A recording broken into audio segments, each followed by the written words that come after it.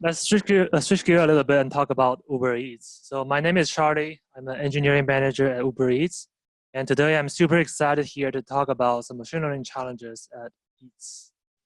So I guess lots of you guys have used it before, so that makes my job a lot easier. But just to give you some context about the scale of the business, we are in over 200 cities, more than 30 countries, more than 5 million trips every single week. These are some numbers that Jeff mentioned earlier.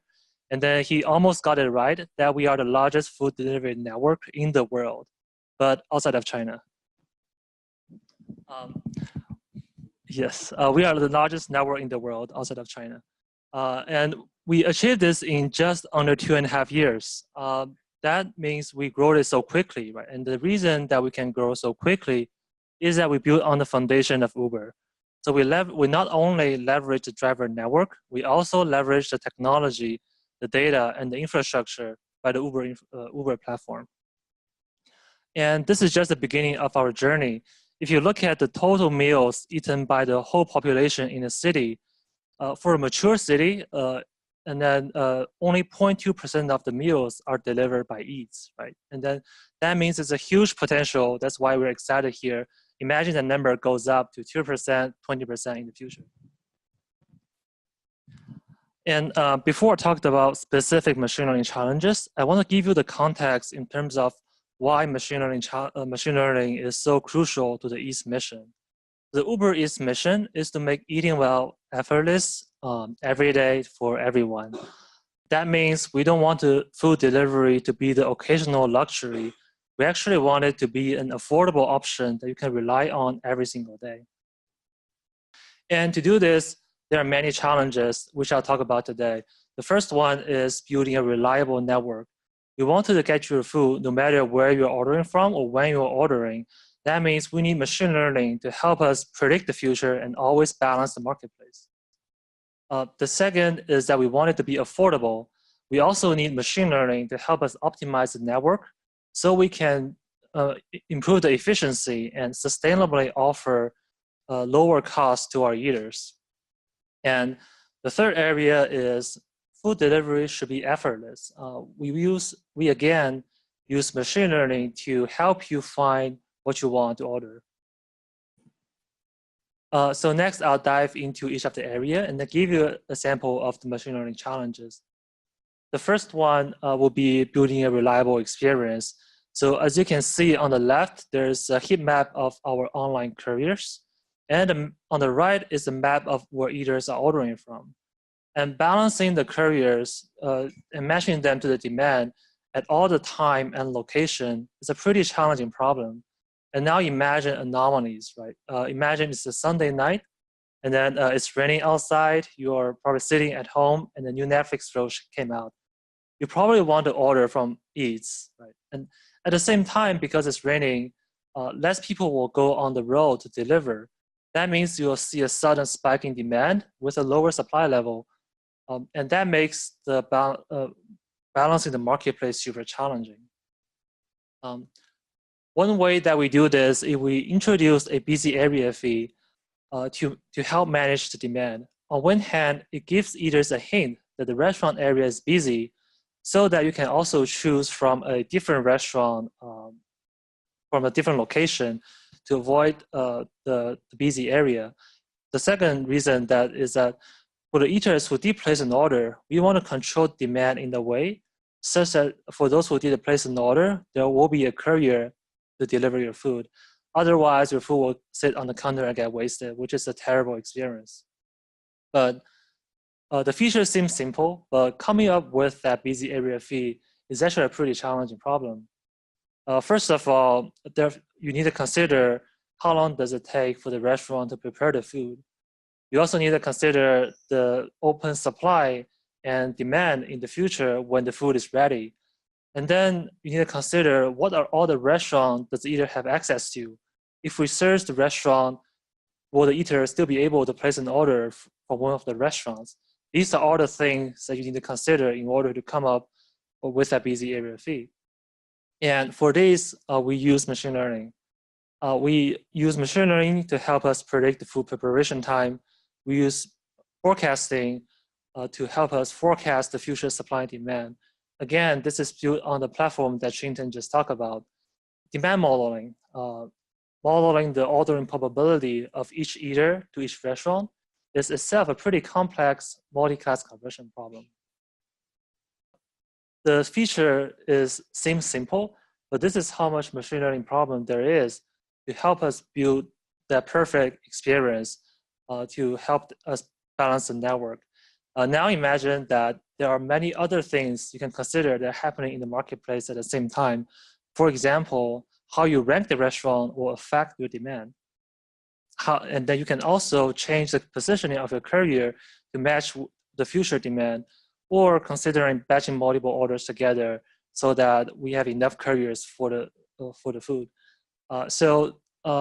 Imagine for each of the problem, there are again a lot of machine learning behind it.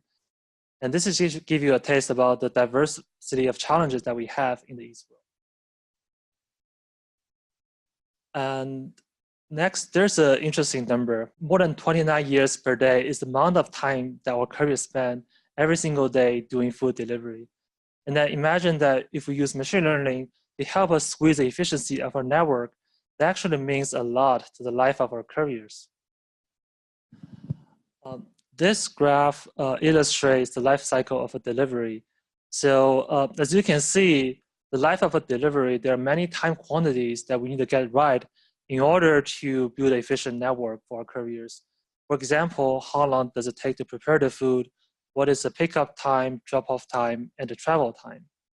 And for many of these, we use pretty straightforward gradient boosting decision trees or random forest on top of hundreds of features. And we build this on top of the Uber's machine learning platform. That can get us pretty good result in a short amount of time. But we are not satisfied with the status quo. In fact, applying deep neural network with the embedding of the restaurant, we are able to predict the time much better. Parking is a very stressful part of doing food delivery, especially in places like San Francisco. Imagine as a courier, not only you need to find the restaurant, but also thinking about where to park and then worry about potentially getting a ticket, right? And this is very stressful. And we are using machine learning to help our couriers and make their lives easier. The basic idea is that by leveraging the sensor data from our courier's phone, we are able to pinpoint where exactly did our couriers park, how did they walk to the restaurant, how long it took. And if you aggregate all the information across the city, you can build this profile of city's parking location, parking information, and how did the courier walk to the restaurant, so that as a courier, we can suggest where to park. If a restaurant is hard to park, we can dispatch a bike instead of a courier. And we can also time the parking so that the courier can arrive at the restaurant precisely when the food is ready, so we can maximize the network efficiency. And all of these are examples where machine learning help us optimize the network efficiency so that we can give that efficiency back to our eaters. We can lower the cost, we can make it affordable every single day. The third challenge is food discovery. Our eaters are choosing among so many options.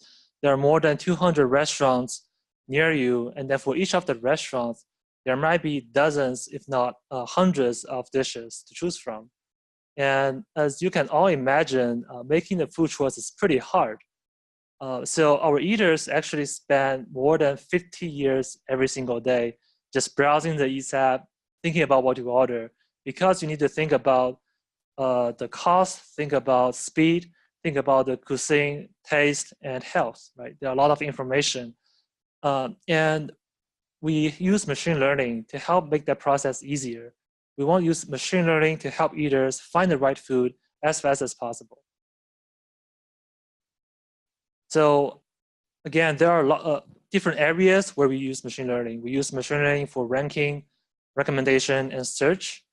This is a problem probably some of you are already familiar with. Right? This is very similar to the Netflix problem of recommending a movie. So I won't go into the details of how we do this exactly, but I do want to tell you about what are some unique challenges in the East world. So I think the ranking and recommendation and search in Eats is unique from others for two reasons.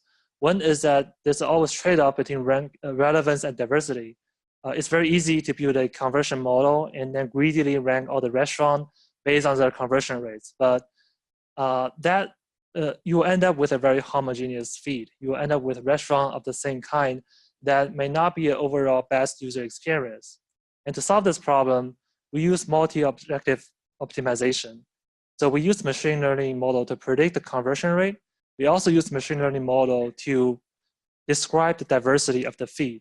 So we can optimize conversion subject to the constraint on diversity and achieve an overall better holistic result. And the second unique challenge is that ranking is not just about the number of clicks that user or number of orders user will place, because ranking also affects the network, the marketplace. Ranking affects where eaters are ordering from. They have a downstream effect about the shape of our demand, distribution of our demand, and how couriers were going to move around the city. So that interaction makes this problem a whole lot more challenging and a whole lot more interesting. On the search side, we're not just doing text-to-text matching. We try to deeply understand our food and also deeply understand the intention of our eaters. So this is an example where people who are searching for ramen might also be interested in sushi because they like Japanese food. They might be just interested in fast food. So in which case, we can recommend McDonald's. Under the hood, the way we do this is, again, we use deep learning to learn the representation of our restaurant, of the food, and about our users. Externally, we also leverage data from Wikipedia to build a knowledge graph about the food. And to, for example, for each query, whether it is a restaurant, a cuisine, or is it a dish, we want to understand their query and we want to understand the relationship between those entities. And that's how we get to a rich experience. And there are so many interesting problems in Eats that I won't have time to go through today. And we also have engineers, data scientists in the audience. We're happy to jam with you about what we're working on in this space. But a few takeaways. The first is that Uber is a platform. Uber is not only about driving a person from point A to point B through a car. You actually have a platform that enables multiple verticals. Think about Uber Eats, Jump Bikes, Uber Freight, and many more. The reason these verticals can be so successful is that we build on top of the giant's shoulder. We leverage the infrastructure technology. And you will be surprised, there are just a very few number of engineers and data science on Eats to work on these problems. It's because we leverage the platform. And secondly, just like the rest of Uber, machine learning is crucial to Eats and to Uber. And similarly, Eats is a very great place for doing machine learning. It's unique in many ways. We are the largest food delivery network. Being the largest means you are the first to solve many of the problems that nobody else has solved before. We also have real world complexity, just like Uber. And thirdly, your machine learning model actually affects the real world. It's not just about producing an accurate prediction result. Your output will affect in real time how couriers move around the city. And that has a real world consequences. And that makes the problem a lot more interesting.